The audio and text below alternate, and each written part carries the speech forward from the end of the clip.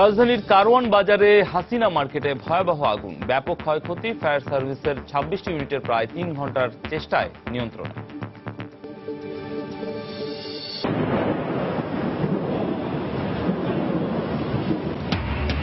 তীব্র দাবদাহের পর রাজধানীতে কালবৈশাখী ঝড় সহ মুষলধারে বৃষ্টি, বাইরে বেরিয়ে গা ঝুরিয়ে নিলেন অনেকে। অধিকার চাইতে গিয়ে বিএনপি জামায়াত সরকারের সময় গুলি খেয়ে মরতে হয়েছে শ্রমিকদের। মে দিবসের আলোচনায় প্রধানমন্ত্রী। সারা দেশে শুধু আওয়ামী লীগের লোকজনই অধিকার ভোগ করছে, আর সাধারণ মানুষ হচ্ছে হত্যা গুমের শিকার। সোহরাওয়ার্দী উদ্যানের শ্রমিক সমাবেশে বেগম জিয়া।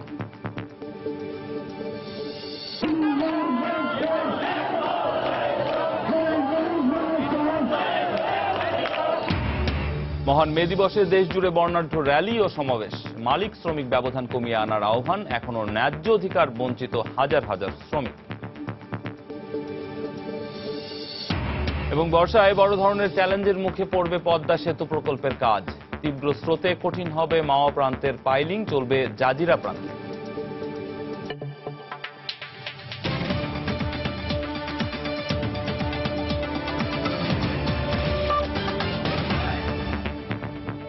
প্রবাসী সময়ের সঙ্গে আছি আমি রামিম হাসান। রাজধানীর কারওয়ান বাজারে হাসিনা মার্কেটে ভয়াবহ অগ্নিকাণ্ডের ঘটনায় পুড়ে গেছে শত শত দোকান। ফায়ার সার্ভিসের 26টি ইউনিটের চেষ্টায় প্রায় 3 ঘন্টা পর আগুন নিয়ন্ত্রণে আসে। এই ঘটনায় হতাহতের কোনো খবর না পাওয়া গেলেও ব্যবসায়ীদের দাবি পুড়ে গেছে প্রায় কোটি টাকার পণ্য। ফয়সাল মোর্শেদ, তোহা খান তামিম ও সামিউল মুইতকে সাথে নিয়ে আরো জানাচ্ছেন শেখ জায়েদ। সময় রোববার রাত 8:15। হঠাৎ করে আগুন লাগে কারওয়ান বাজার হাসিনা মার্কেটে। মুহূর্তের মধ্যে দোতলা টিন শেডের পুরো মার্কেটে আগুন ধরে যায়। মার্কেটটিতে বিভিন্ন নিত্যপণ্যের দোকানের পাশাপাশি লেপতোষক ও খাবারের হোটেল ছিল আড়তের মালামাল। আগুন লাগার কিছুক্ষণের মধ্যেই ঘটনাস্থলে পৌঁছায় ফায়ার সার্ভিসের বেশ কয়েকটি ইউনিট। তবে তীব্র বাতাসের সঙ্গে পাল্লা দিয়ে আগুন বেড়ে যাওয়ায় তা কিছুতেই নিয়ন্ত্রণ করা যাচ্ছিল না। পরে 26টি ইউনিটের 3 ঘন্টার চেষ্টায় নিয়ন্ত্রণে আসে আগুন। এটা কিন্তু বাজার ছিল, এখানে কিন্তু সব রকমের ধার্য বস্তুর ব্যবসা হইতো। লাইক আপনার তেল ছিল, কেরোসিন ছিল, পেট্রোল ছিল, তারপরে আপনার এখানে গ্যাস সিলিন্ডার, তারপরে তোলা, সব ধার্য বস্তু কিন্তু এখানে ছিল। যার ফলে আগুন ধরা মাত্রই কিন্তু ইনস্ট্যান্টলি কিন্তু ডেভেলপ হয়ে গেছে। ফায়ার সার্ভিসের কর্মীদের সাথে আগুন নেভানোর কাজে যোগ দেন স্থানীয় দোকানি ও সাধারণ মানুষও। এ সময় আগুনে পুড়ে সর্বস্ব হারানো মানুষগুলো কান্নায় ভেঙে পড়েন। ঘটনাস্থল পরিদর্শন করেন নৌ পরিবহন মন্ত্রী। জেনারেটর ছাড়ার সাথে সাথে জেনারেটর বাস্ট হয়ে যায়, মানে শর্ট সার্কিটের মতন। ওই যে আগুনটা লাগছে না, লেগে ধাপ করে উপরে উঠে গেছে, আর বাতাসে আরো ছড়ায় গেছে। এই ছড়ায় একটা লোকও কিচ্ছু নিয়ে বাড়িতে পারে না ভাই। অনেক লোকে কোটি কোটি টাকা শেষ ভাই। আমাদের শ্রমিক ভাইরা অনেকেই কর্মহীন হবে। সরকার, আমাদের মাননীয় প্রধানমন্ত্রীও বিষয়টা নিশ্চয়ই দেখবেন। আমি আমার পক্ষ থেকে তার দৃষ্টিতেও বিষয়টা আনবো। আরও আমাদের যে সংশ্লিষ্ট মন্ত্রণালয়, দুর্যোগ মন্ত্রণালয় আছে, আমাদের হোম মিনিস্ট্রি আছে, যারা সংশ্লিষ্ট মন্ত্রণালয় তারা বিষয়টা দেখবেন এবং আমি তাদের সঙ্গে বিষয়টা আলোচনা করব। আমাদের এখানে আড়ত না, আমাদের এখানে অনেক ধরনের ব্যবসা আছে। হ্যাঁ, আমাদের 186টা দোকান মালিক। হ্যাঁ, কিন্তু এখন পুরাটা মার্কেটটা পড়ে গেছে। একটা দিনের পাশে যেমন আপনার প্লাস ফলপট্টি ছিল না, ওই ফলপট্টির দিকে তেলে আগুন লাগছে, সব পুড়ে গেছে, কোনো কিছু নেই। এ ঘটনায় কোনো হতাহতের খবর পাওয়া যায়নি। তবে ক্ষয়ক্ষতির পরিমাণ, অগ্নিকাণ্ডের কারণ তদন্তের পর জানানো হবে বলে জানিয়েছে ফায়ার সার্ভিস। শেখ জায়েদ, সময় সংবাদ, ঢাকা। তীব্র দাবদাহের পর কাঙ্ক্ষিত বৃষ্টির দেখা মিলল রাজধানীতে। রোববার সন্ধ্যায় নগরবাসী উপভোগ করেছেন স্বস্তির এই বৃষ্টি। গত কয়েকদিনের প্রচন্ড গরমের পর সন্ধ্যায় প্রথম কালবৈশাখী ঝড় শুরু হয় ঢাকায়। দীর্ঘ অপেক্ষার পর মুষলধারে বৃষ্টিতে জনমনে স্বস্তি দেখা গেছে। ঢাকায় অনেক জায়গাতে গাছ পড়ে কিছু সময়ের জন্য যান চলাচল বন্ধ হয়ে যায়। রোববার সন্ধ্যা নামতেই হঠাৎ ঝড়ো হাওয়া আর চারদিকে মানুষের ছুটোছুটি। কালো মেঘ আগে থেকেই জানান দিচ্ছিল আসছে স্বস্তির বৃষ্টি। এরপরেই ঝুম বৃষ্টি। কেউ কেউ স্বস্তির পরশ পেতে এলিয়ে দিচ্ছিলেন গা আর উপভোগ করছিলেন বৃষ্টি। গত কয়েকদিনের টানা বৃষ্টি যে স্বস্তি এনে দিয়েছে সবার জন্য, এর প্রমাণ তাদের উচ্ছ্বাস। সন্ধ্যার বৃষ্টিতে নগরবাসীর পথ চলা কিছুটা থমকে গেলেও টানা গরমের পর কাঙ্ক্ষিত এই বৃষ্টিকে স্বাগত জানিয়েছেন সাধারণ মানুষ। আমরা দীর্ঘদিন ধরে যে রোদ এবং গরমে ছিলাম, আমরা এটাই আশা করছিলাম যে একটা বৃষ্টি হবে। এটা আমাদের কাছে এটা একটা চরম এবং আনন্দ। আল্লাহর রহমতে যে বৃষ্টি হয়েছে অনেক ভালো লাগতেছে, যদি একটু ভোগান্তির ভিতরে পড়ছি তো ইনশাআল্লাহ অনেক ভালো লাগতেছে। বৃষ্টিতে ভিজতেছে, খুব ভালো লাগতেছে। এতদিন মানে গরমে অদিষ্ট, একটা ভাড়া মারলে আরেকটা ভাড়া মারতে পারতাম না, খুবই কষ্ট হইতো। আবহাওয়া অফিস জানিয়েছে গত কয়েকদিনের তীব্র তাপদাহের পর আজকের এই বৃষ্টির রেশ থাকবে আগামী কয়েকদিন। 2-1 দিনের মধ্যেই কমে যাবে তাপমাত্রা, বাড়বে বৃষ্টিপাত। আগামী 1-2 দিনও দেশে বৃষ্টিপাতের প্রবণতা থাকবে এবং এর ফলে যে সকল জনগণ এবং বিশেষ করে দেশের পশ্চিমাঞ্চলে যে সকল মানুষ তাপদাহে প্রচুর কষ্ট পেতেছিল, তাদের কষ্ট কিছুটা হলেও লাঘব হবে বলে আমি আশা করছি। কালবৈশাখী ঝড়ে নগরের বেশ কয়েকটি স্থানে গাছ উপড়ে গিয়ে যানবাহন চলাচলে প্রতিবন্ধকতা সৃষ্টি হলেও হতাহতের তেমন খবর পাওয়া যায়নি। তারিকুল হাসান আশিক, সময় সংবাদ, ঢাকা। এদিকে যশোর ও ঝিনাইদহ সহ দেশের বিভিন্ন স্থানে কালবৈশাখী ঝড় ও শিলাবৃষ্টি দেখা মিলেছে। এতে কিছুটা ভোগান্তি থাকলেও স্বস্তি ফিরে এসেছে জনজীবনে। এদিকে ঝড়ে গাছ চাপা পড়ে চুয়াডাঙ্গায় একজনের মৃত্যু হয়েছে। রোববার বিকেলে 5টার দিকে যশোরে শুরু হয় কালবৈশাখী ঝড়। ঝড়ের পর শুরু হয় শিলাবৃষ্টি। 24 ঘন্টা টানা তীব্র তাপদাহের পর এমন কাঙ্ক্ষিত বৃষ্টিপাতে স্বস্তি নেমে এসেছে জনজীবনে। ঝিরিঝিরি বৃষ্টির মধ্যেই অনেককে দেখা গেছে সিক্ত হতে। আর আবহাওয়া অফিস জানিয়েছে এ পর্যন্ত 16 মিলিমিটার বৃষ্টিপাত রেকর্ড করা হয়েছে। নাটোরে শুরু হওয়া কালবৈশাখী ঝড়ে সড়কের পাশের গাছ উপড়ে পড়ে। বিদ্যুতের খুঁটি ভেঙে যাওয়ায় জেলার বেশ কিছু এলাকা বিদ্যুৎ বিচ্ছিন্ন রয়েছে। এছাড়া ঝড়ের সময় বজ্রপাতে বাগাতিপাড়া উপজেলায় এক কিশোরের মৃত্যুর খবর পাওয়া গেছে।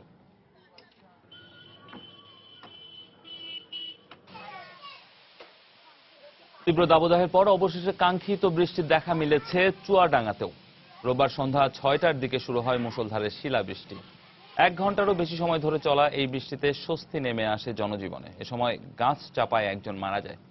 চৈত্রের মাঝামাঝি থেকে বেশ কয়েকবার দেশের সর্বোচ্চ তাপমাত্রা রেকর্ড করা হয় চুয়াডাঙ্গায়। স্মরণকালের মধ্যে সম্ভবত রেকর্ড ছিল যে এত দীর্ঘ দাবদাহ, সেই দাবদাহের পরে যতটুকু বৃষ্টি হয়েছে এতেই যশোরের মানুষ আজকে স্বস্তি পেয়েছে। এত অস্বস্তি, এত গরম ছিল যে সেখান থেকে আজকে মুক্তি পেলাম এরকম মনে হচ্ছে। ইলেকট্রিক পোল ভেঙে অত্র এলাকায় বিদ্যুৎ সংযোগ বিচ্ছিন্ন হয়ে গেছে। বিভিন্ন জায়গাতে বড় বড় গাছপালা ভেঙে পড়ে রাস্তাঘাট বন্ধ হয়ে গেছে এবং অনেক বড় বড় ঘরের চালের উপরে গাছপালা ভেঙে পড়ার পরে জনজীবন আসলে বিচ্ছিন্ন হয়ে পড়েছে। প্রধানমন্ত্রী শেখ হাসিনা বলেছেন, বিগত বিএনপি জামায়াত সরকারের সময় অধিকার চাইতে গিয়ে গুলি খেয়ে মরতে হয়েছে শ্রমিকদের। রাজধানীর বঙ্গবন্ধু আন্তর্জাতিক সম্মেলন কেন্দ্রে মে দিবসের আলোচনা সভায় তিনি এসব কথা বলেন। প্রধানমন্ত্রী বলেন, বর্তমান সরকার শ্রমিকদের অধিকার প্রতিষ্ঠায় নিরলসভাবে কাজ করে চলেছে। সারা দেশে অর্থনৈতিক অঞ্চল গড়ে তোলা হবে বলেও ঘোষণা দেন তিনি। অক্লান্ত পরিশ্রমে বোনা ফসল বা শিল্প কারখানার উৎপাদনে শ্রমিকের স্বার্থ বরাবরই উপেক্ষিত। সেই বঞ্চনা থেকে মুক্তির দাবি উচ্চারিত হয় এই মহান মে দিবসে। শ্রমিকের অধিকার আদায়ের দিনটিতে রাজধানীর বঙ্গবন্ধু আন্তর্জাতিক সম্মেলন কেন্দ্রে আলোচনা সভার আয়োজন করে শ্রম ও কর্মসংস্থান মন্ত্রণালয়। এতে প্রধান অতিথির বক্তব্যে প্রধানমন্ত্রী বলেন, আওয়ামী লীগ সরকার সবসময় শ্রমিকদের কল্যাণে রাজনীতি করে। আমাদের সরকার, আমরা কিন্তু ব্যবসা বাণিজ্য করতে আসিনি, আমরা দেশের কল্যাণ করতে এসেছি। যখন বিএনপি ক্ষমতায় ছিল, শ্রমিক তার ন্যায্য মজুরির জন্য আন্দোলন করেছিল। রমজান মাস, সেই রমজান মাসে গুলি চালিয়ে 17 জন শ্রমিককে ওই বিএনপি সরকার হত্যা করেছিল নির্বিচারে, যখন তার 91 থেকে 96 পর্যন্ত সরকারে ছিল। কৃষক যখন দাবি করেছিল সারের দাবি নিয়ে, 18 জন কৃষককে গুলি করে হত্যা করেছিল। তাদের মজুরি তো দূরের কথা, মজুরি বৃদ্ধি না করে উল্টো তারা গুলি খেয়েছিল। শিল্প কারখানায় শ্রমিকের নিরাপত্তায় গুরুত্ব আরোপ করে প্রধানমন্ত্রী বলেন, উৎপাদন বাড়াতে মালিক শ্রমিকের সুন্দর সম্পর্ক গড়ে তুলতে হবে। মালিকদের যেমন সবসময় চিন্তা করা উচিত, যেই শ্রমিক তার কারখানায় কাজ করে সে যদি একটা সুন্দর পরিবেশ পায়, কাজ করতে পারে, তাতে উৎপাদন ভালো হবে, উৎপাদনের মানসম্মত হবে, আবার শ্রমিকরাও আনন্দের সাথে কাজ করবে। সেই সুন্দর পরিবেশটা গড়ে তোলা এটা একান্তভাবে জরুরি, তাতে উৎপাদন যেমন বৃদ্ধিও পাবে, গুণগত মানও বৃদ্ধি পাবে। শ্রমিক, কৃষক, এদেশের মানুষ, তাদের কল্যাণের জন্য আমার রাজনীতি। আমার কাছে দাবি দাওয়া করার প্রয়োজন নেই। আমি নিজেই জানি কার কি সমস্যা, আর সেই সমস্যাগুলি চিন্তা করেই কিন্তু আমরা পদক্ষেপ নেই। 2041 সালের মধ্যে বাংলাদেশকে উন্নত রাষ্ট্রে পরিণত করতে সারা দেশে 100টি বিশেষ অর্থনৈতিক অঞ্চল গড়ে তোলা হবে বলেও ঘোষণা দেন প্রধানমন্ত্রী। অনেক পদক্ষেপ আমরা নিয়েছি। ইজাজ শৌমিক, সময় সংবাদ, ঢাকা। আর বিএনপি চেয়ারপারসন বেগম খালেদা জিয়া বলেছেন, সারা দেশে শুধু আওয়ামী লীগের লোকজনই অধিকার ভোগ করছে, আর কারো স্বাধীনতা নেই, অধিকার নেই। এ কারণেই অগণতান্ত্রিক এই সরকারের বিরুদ্ধে জনগণকে এখনই রুখে দাঁড়াতে হবে। রোববার বিকেলে রাজধানীর সোহরাওয়ার্দী উদ্যানের শ্রমিক সমাবেশে তিনি একথা বলেন। মে দিবস উপলক্ষে রাজধানীর সোহরাওয়ার্দী উদ্যানে জাতীয়তাবাদী শ্রমিক দল আয়োজিত সমাবেশে যোগ দিতে দুপুরের পর থেকেই খণ্ড খণ্ড মিছিল নিয়ে আসতে থাকেন বিএনপি ও এর অঙ্গ ও সহযোগী সংগঠনের নেতাকর্মী ও সমর্থকরা। প্রখর রোদ আর প্রচন্ড গরমের মাঝে বিকেল 4টার দিকে সভাস্থলে আসেন বিএনপি চেয়ারপারসন বেগম খালেদা জিয়া। ততক্ষণে কর্মী সমর্থকদের ভিড়ে কানায় কানায় পরিপূর্ণ সভামঞ্চের চারপাশ। বিকেলে রোদের তেজ যখন কিছুটা কমতে শুরু করে, ঠিক তখনই প্রধান অতিথির বক্তব্য শুরু করেন বেগম জিয়া। ক্ষমতাসীনদের বিরুদ্ধে বিদেশে অর্থ পাচারের অভিযোগ তোলেন তিনি।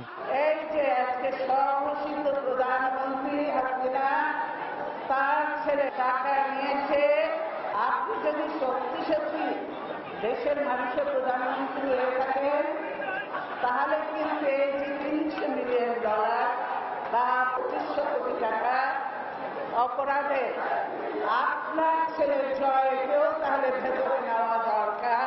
বেগম জিয়া বলেন, জনগণের ভোটে নির্বাচিত নয় বলেই এই সরকারের মানুষের প্রতি কোনো দায়িত্ববোধ নেই। তাই আজকে দেশের মানুষকে নিজেদেরকে রুখে দাঁড়াতে হবে, নিজেদের অধিকার আদায়ের জন্য আন্দোলন করতে হবে।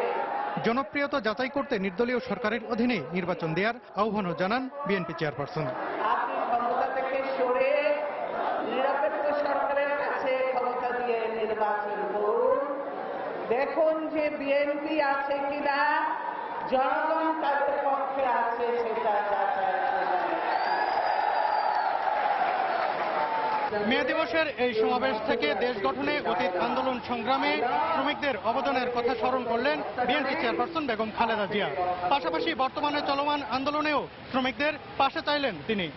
সালাউদ্দিন সুমন, সময় সংবাদ, ঢাকা। প্রবাসী সময় আরো থাকছে। অবশেষে মে দিবসে আন্দোলনরত বেকার নার্সদের দাবি মেনে নিল সরকার। দীর্ঘ 1 মাসের কর্মসূচি। মহান মে দিবসে শ্রমিকদের দাবি আদায়ে দিবসটিতে রাজধানীতে বর্ণাঢ্য র্যালি ও সমাবেশ করেছে শ্রমিক সংগঠনগুলো। সমাবেশ থেকে শ্রমিকদের কাজের পরিবেশ, পারিশ্রমিক, চাকুরির নিরাপত্তা সহ বিভিন্ন বিষয় নিয়ে অসন্তোষ প্রকাশ করেন শ্রমিকরা। শ্রম প্রতিমন্ত্রী সহ কয়েকজন মন্ত্রী ভিন্ন ভিন্ন শ্রমিক সমাবেশে যোগ দিয়ে বলেন, শ্রমিকদের দাবি পূরণে কাজ করছে সরকার। দিনের শুরুতেই জাতীয় প্রেস ক্লাবের সামনে জড়ো হন হাজারো শ্রমিক। পোশাক খাত, পরিবহন, নৌযান কিংবা খাবার হোটেলে সব ধরনের শ্রমিকরাই স্মরণ করেন দাবি আদায়ে তাদের আত্মত্যাগের ইতিহাসকে। বিপ্লব আর প্রতিবাদের প্রতীক লাল পতাকা, হরেক রঙের ব্যানার, ফেস্টুন আর দাবি দেওয়া নিয়ে রাজপথে মিছিলে অংশ নেন তারা। জানান, সব মিলিয়ে খুব একটা ভালো নেই তারা।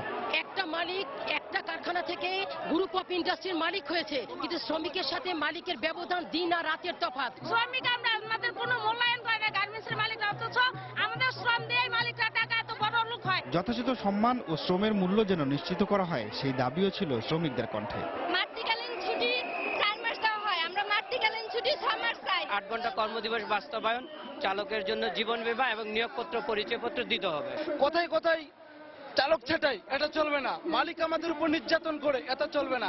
এদিকে শ্রমিকদের বিভিন্ন সংগঠনের র্যালি ও সমাবেশে অংশ নেন সরকারের গুরুত্বপূর্ণ মন্ত্রী ও শ্রমিক নেতারা।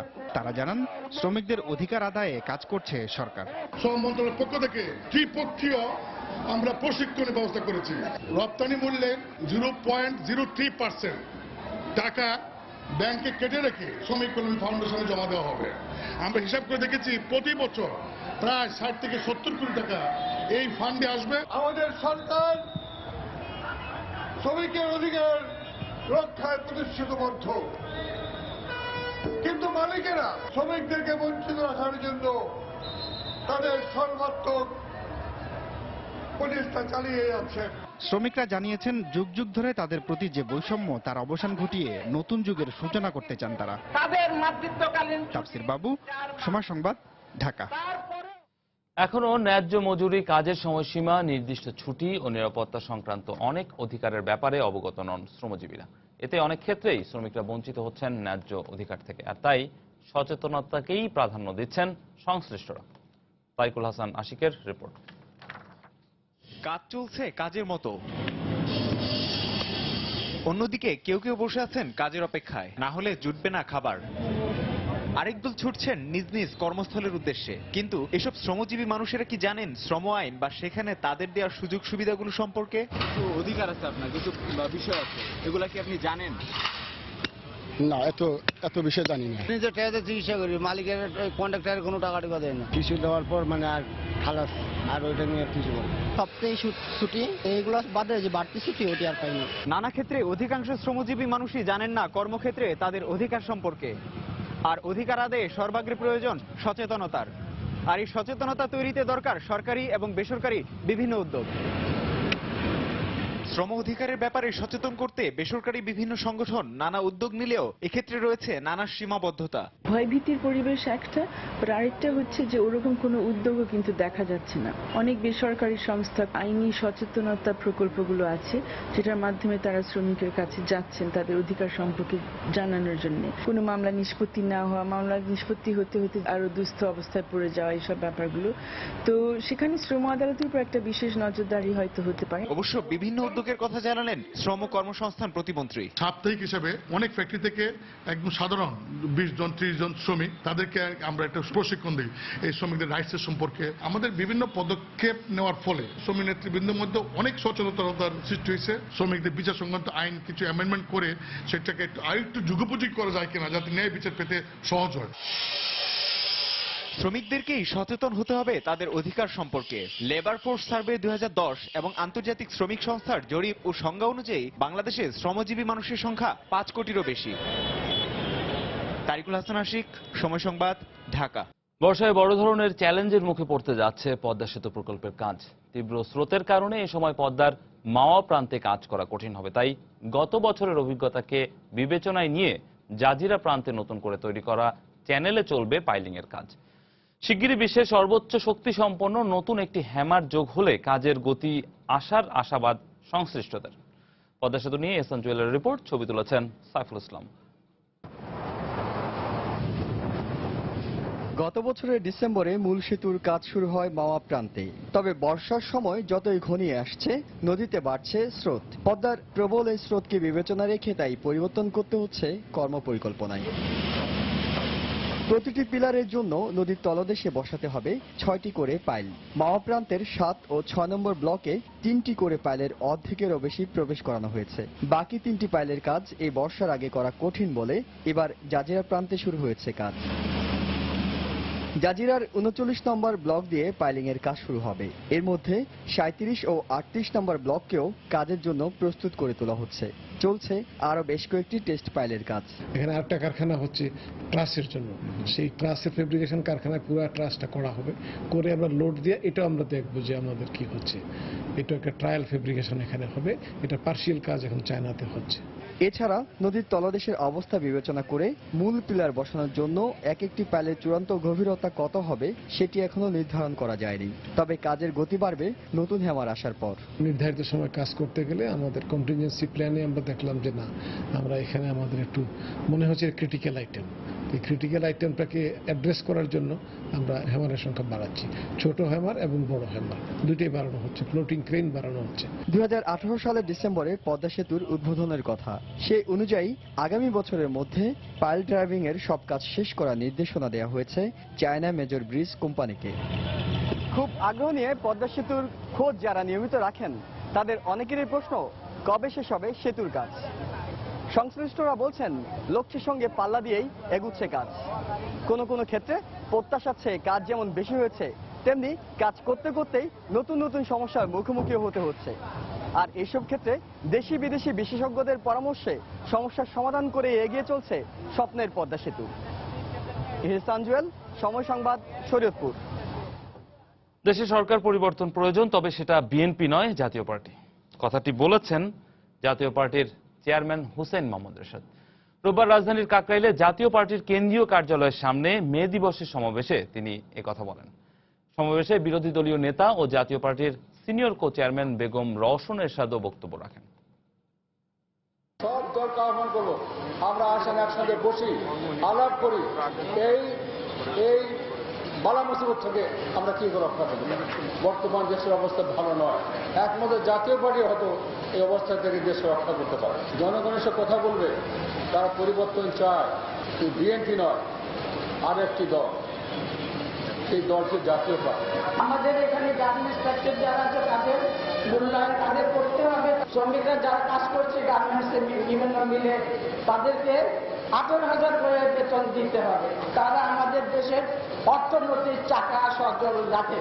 আমরা নিম্ন মধ্যম আয়ের দেশ হিসাবে পরিণত হয়েছি এই শ্রমিকদের জন্য। এই শ্রমিকদের জন্য আমরা গর্ব করতে পারছি। কাজে শ্রমিকদের মূল্যায়ন অবশ্যই করতে হবে। প্রবাসী সময় আরো থাকছে। টানা দ্বিতীয়বারের মতো এএফসি আঞ্চলিক অনূর্ধ্ব 14 বালিকা ফুটবল চ্যাম্পিয়নশিপের শিরোপা বাংলাদেশের। তহুরার হ্যাট্রিকে ভারতকে 4-0 গোলে হারালো বাংলার মেয়েরা। অবশেষে মে দিবসে বেকার নার্সদের সব দাবি মেনে নিল সরকার। ব্যাচ, মেধা ও জ্যেষ্ঠতার ভিত্তিতে নার্স নিয়োগের দাবি সরকার মেনে নেয় সব ধরনের কর্মসূচি প্রত্যাহার করেছে বাংলাদেশ ডিপ্লোমা বেকার নার্সেস অ্যাসোসিয়েশন। পিএসসির মাধ্যমে নার্স নিয়োগের সরকারি সিদ্ধান্ত বাতিলের দাবিতে গত 28 মার্চ থেকে সারা দেশে আন্দোলনে নামেন নার্সরা। রোববার দুপুরে নার্সদের একটি প্রতিনিধি দল স্বাস্থ্যমন্ত্রীর সঙ্গে দেখা করলে সরকার তাদের দাবি মেনে নিয়েছে বলে জানান মন্ত্রী। এ খবর জাতীয় প্রেস ক্লাবের সামনে ধর্মঘট ও অনশনকারীদের কাছে পৌঁছলে তাদের মধ্যে আনন্দের জোয়ার ছড়িয়ে পড়ে। 1 মাসের আন্দোলন সার্থক উল্লেখ করে দাবি মেনে নেয় সরকারকে ধন্যবাদ জানিয়েছেন তারা।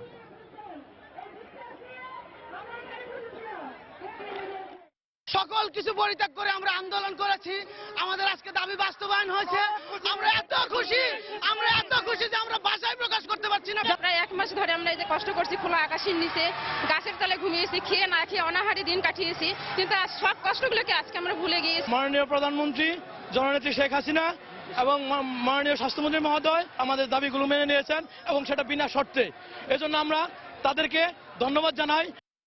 রাজধানীর মোহাম্মদপুরে একটি ভবনের 3 তলায় বজ্রপাতের ঘটনায় এক প্রবাসী বাংলাদেশি নারী দগ্ধ হয়েছেন। আহত শারমিন হোসেনের স্বজনরা জানান, সন্ধ্যায় বৃষ্টিপাতের সময় তিনি বারান্দায় দাঁড়িয়েছিলেন এবং সে সময় তার হাতে একটি লোহার রড ছিল। এ সময় হঠাৎ বজ্রপাতে তিনি দগ্ধ হন। তাৎক্ষণিকভাবে তাকে নেওয়া হয় মোহাম্মদপুর সিটি হাসপাতালে। পরে চিকিৎসকেরা তাকে আইসিইউতে স্থানান্তর করেন। তার শরীরে 14% পুড়ে গেছে বলে জানান চিকিৎসক।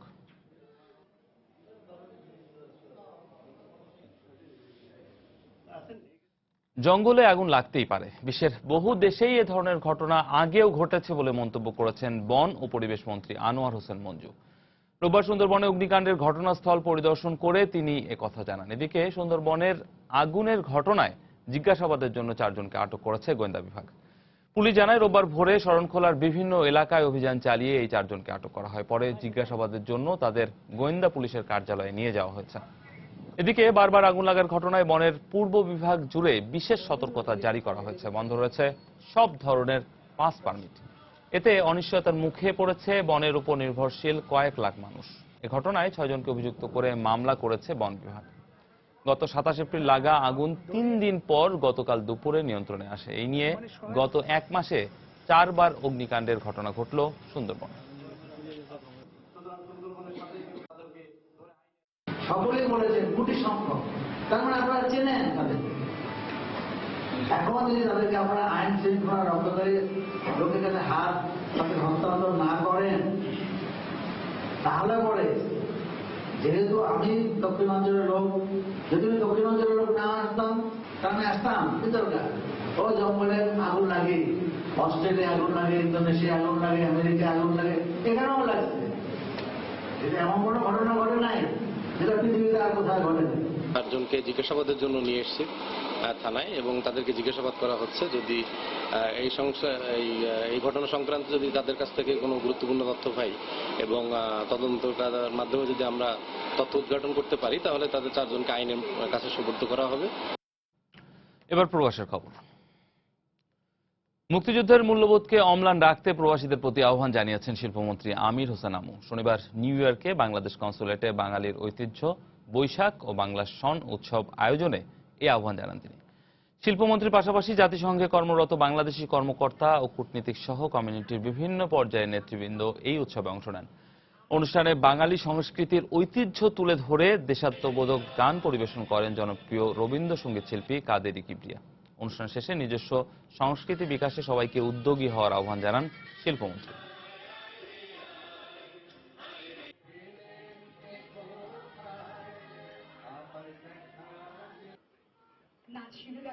বাংলাদেশের কৃষ্টি সাহিত্য সংস্কৃতি এবং বিশেষ করে মুক্তিযুদ্ধের চেতনা মূল্যবোধ তুলে ধরে তার পরিচালনা করে এবং এটা আরো বেশি প্রসারিত হোক সেটি আমি কামনা করি। সংযুক্ত আরব আমিরাতের আবুধাবির ইন্টারকন্টিনেন্টাল হোটেলে কেন্দ্রীয় বঙ্গবন্ধু পরিষদের উদ্যোগে দ্বিবার্ষিকী সম্মেলনের আয়োজন করা হয়েছে। সংগঠনের সভাপতি আলহাজ ইফতেখার হোসেন বাবুলের সভাপতিত্বে এবং সাধারণ সম্পাদক নাসির তালুকদারের সঞ্চালনায় অনুষ্ঠানের প্রধান অতিথির বক্তব্য দেন বাংলাদেশ আওয়ামী লীগের প্রচার ও প্রকাশনা সম্পাদক ডক্টর হাসান মাহমুদ এমপি। এ সময় সকল ষড়যন্ত্র মোকাবেলা করে প্রধানমন্ত্রী শেখ হাসিনার নেতৃত্বে উন্নয়নের ধারাকে অব্যাহত রাখার জন্য দেশ ও প্রবাসে সকলকে ঐক্যবদ্ধ হয়ে কাজ করার আহ্বান জানান তিনি। এছাড়াও অনুষ্ঠানে বিশেষ অতিথির বক্তব্য দেন আমিরাতে নিযুক্ত বাংলাদেশের রাষ্ট্রদূত ডক্টর মোহাম্মদ ইমরান, বাংলাদেশ সমিতির সভাপতি প্রকৌশলী মোয়াজ্জেম হোসেন, ডক্টর রায়হান জামিল সহ আমিরাতের বিভিন্ন প্রদেশের বঙ্গবন্ধু পরিষদের নেতাকর্মীরা। আন্তর্জাতিক প্রসঙ্গ। বিশ্বের বিভিন্ন দেশে নানা কর্মসূচির মাধ্যমে পালিত হয়েছে মে দিবস। তুরস্কে কর্মঘণ্টা কমানো ও ন্যূনতম মজুরি বাড়ানোর দাবিতে শ্রমিকদের বিক্ষোভে পুলিশের সাথে সংঘর্ষে এক বিক্ষোভকারী নিহত হয়েছে। বিক্ষোভ হয়েছে ফ্রান্সেও, সেখানেও বেশ কয়েকজন বিক্ষোভকারীকে আটক করা হয়েছে। অন্যদিকে দক্ষিণ কোরিয়ায় উন্নত কাজের পরিবেশের দাবিতে বিক্ষোভ করেছে অন্তত 30,000 শ্রমিক। 8 ঘন্টা কর্মদিবস এবং শ্রমিকদের ন্যায্য পারিশ্রমিকের দাবিতে 130 বছর আগে যে বিক্ষোভ থেকে মে দিবসের উৎপত্তি হয়েছিল, সেই একই দাবিতে আজও বিক্ষোভ করতে হচ্ছে শ্রমিকদের। তুরস্কের ইস্তাম্বুলে মজুরি বাড়ানোর দাবিতে বিক্ষোভ করে কয়েকশো শ্রমিক। বিক্ষোভের এক পর্যায়ে পরিস্থিতি উত্তপ্ত হয়ে উঠলে পুলিশ বিক্ষোভকারীদের ছত্রভঙ্গ করে দিতে লাঠিচার্জ আর জলকামান ব্যবহার শুরু করে। এতে নিহত হয় এক বিক্ষোভকারী। ফ্রান্সেও শ্রমিকদের মে দিবসের বিক্ষোভে পুলিশ লাঠিচার্জ করেছে, আটক করেছে বেশ কয়েকজন বিক্ষোভকারীকে। মে দিবস স্মরণে হংকংয়ে শ্রমিকদের অধিকার প্রতিষ্ঠার দাবিতে রাস্তায় নেমে আসে হাজারো শ্রমিক। হংকংয়ের মতো কম্বোডিয়াতেও মে দিবস উপলক্ষে কৃষি পণ্যের প্রসার ও কৃষকদের অধিকারের দাবিতে স্লোগান দিতে দেখা যায় অনেক বিক্ষোভকারীকে। আমি পোশাক কারখানায় কাজ করি, আমার যে মজুরি তা দিয়ে সংসার চলতেই চায় না। আমাদের মজুরি বাড়ানোর দাবি জানাচ্ছি আমি।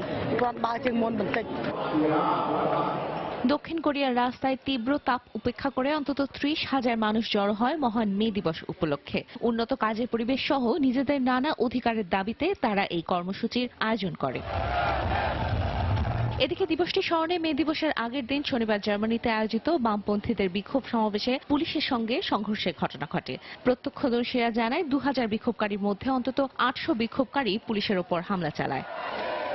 1886 সালের 1 মে যুক্তরাষ্ট্রের শিকাগো শহরের হে মার্কেটের সামনে দৈনিক 8 ঘন্টা কর্মঘণ্টার দাবিতে হাজারো শ্রমিক জড়ো হয়। হঠাৎ করে শ্রমিকদের ঘিরে থাকা পুলিশের ওপর কেউ একজন বোমা ছুড়ে মারলে কয়েকজন পুলিশ নিহত হয়। এ সময় শ্রমিকের ওপর পুলিশ গুলি ছুড়লে 10-12 জন নিরীহ শ্রমিক মারা যায়। 1891 সালে আন্তর্জাতিকভাবে এই দিবসটিকে মে দিবস বা শ্রমিক দিবস হিসেবে পালনের সিদ্ধান্ত হয়। তানজিম মুনিয়াত, সময় সংবাদ।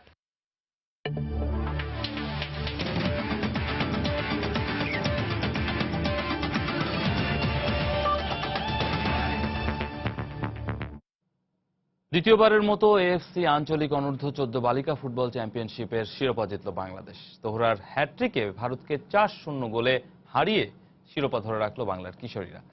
দুশানবের এভিয়েটর স্টেডিয়ামে ফাইনালের মঞ্চে ম্যাচের শুরু থেকেই প্রতিপক্ষকে চেপে ধরে বাংলাদেশ। খেলার প্রথম মিনিটেই পুরো আসর জুড়ে দুর্দান্ত ফর্মে থাকা তোহরার গোলে এগিয়ে যায় লাল সবুজের প্রতিনিধিরা।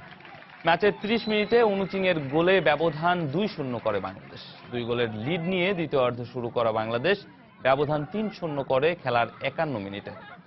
এর পরপর ম্যাচের 63 মিনিটে দলের পক্ষে চতুর্থ আর নিজের হ্যাট্রিক পূরণ করেন তোহরা। এতেই টানা দ্বিতীয়বারের মতো এএফসি আঞ্চলিক চ্যাম্পিয়নশিপের শিরোপা জয়ের আনন্দে মাতে বাংলাদেশ। এর আগে গ্রুপ পর্বে ভারতকে 3-1 গোলে হারিয়েছিল বাংলাদেশ। দক্ষিণ ও মধ্য এশিয়ান ফুটবলের বয়সভিত্তিক আঞ্চলিক চ্যাম্পিয়নশিপে গত বছর নেপালকে হারিয়ে প্রথমবারের মতো শিরোপা জিতেছিল বাংলার কিশোরীরা। ঢাকা প্রিমিয়ার লিগের তৃতীয় রাউন্ডের খেলায় সোমবার মুখোমুখি হবে মোহামেডান ও লিজেন্ডস অব রূপগঞ্জ। এছাড়া অন্য খেলায় সাভারের বিকেএসপিতে কলাবাগান ক্রিকেট একাডেমির প্রতিপক্ষ ভিক্টোরিয়া এবং মিরপুরে ক্রিকেট কোচিং স্কুলের বিপক্ষে মাঠে নামবে গাজী গ্রুপ। সবগুলো ম্যাচই শুরু হবে সকাল 9টায়।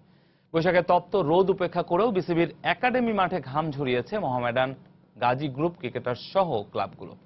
চলতি মৌসুমে শক্ত দল গড়েও প্রত্যাশিত ফল পাচ্ছে না গাজী গ্রুপ ক্রিকেটার্স।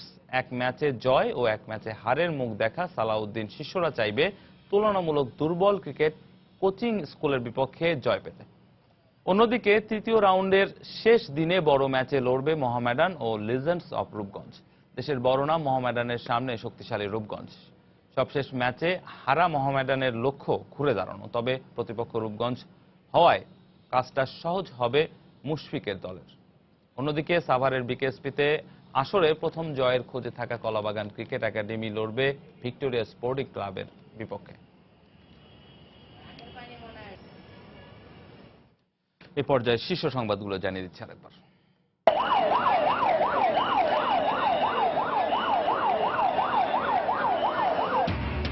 রাজধানীর কারওয়ান বাজারে হাসিনা মার্কেটে ভয়াবহ আগুন, ব্যাপক ক্ষয়ক্ষতি। ফায়ার সার্ভিসের 26টি ইউনিটের প্রায় 3 ঘন্টার চেষ্টায় নিয়ন্ত্রণে।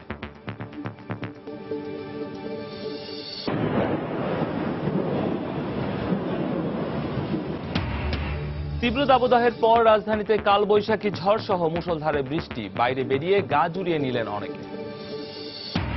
অধিকার চাইতে গিয়ে বিএনপি জামায়াত সরকারের সময় গুলি খেয়ে মরতে হয়েছে শ্রমিকদের, মে দিবসের আলোচনায় প্রধানমন্ত্রী। সারা দেশে শুধু আওয়ামী লীগের লোকজনই অধিকার ভোগ করছে আর সাধারণ মানুষ হচ্ছে হত্যা গুমের শিকার। সোহরাওয়ার্দী উদ্যানের শ্রমিক সমাবেশে বেগম জিয়া।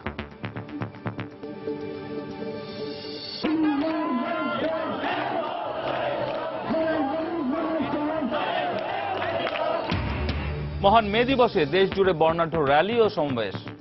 মালিক শ্রমিক ব্যবধান কমিয়ে আনার আহ্বান, এখনো ন্যায্য অধিকার বঞ্চিত হাজার হাজার শ্রমিক। এবং বর্ষায় বড় ধরনের চ্যালেঞ্জের মুখে পড়বে পদ্মা সেতু প্রকল্পের কাজ। তীব্র স্রোতে কঠিন হবে মাওয়া প্রান্তের পাইলিং, চলবে জাজিরা প্রান্তে। এই ছিল প্রবাসী সময়। যে কোনো খবর পেতে ভিজিট করুন সময়নিউজ.tv। যে কোনো বাংলা লিংক, রবি ও সিটিসেল নম্বর থেকে সময় সংবাদের খবর অনুষ্ঠান সম্পর্কে জানতে এবং যে কোনো তথ্য সময় সংবাদকে জানাতে ডায়াল করুন 162 নম্বরে। এছাড়া এই মাত্র পাওয়া খবর মোবাইলে পেতে *SN লিখে পাঠিয়ে দিন 162 নম্বরে। আর সঙ্গে থাকুন সময়।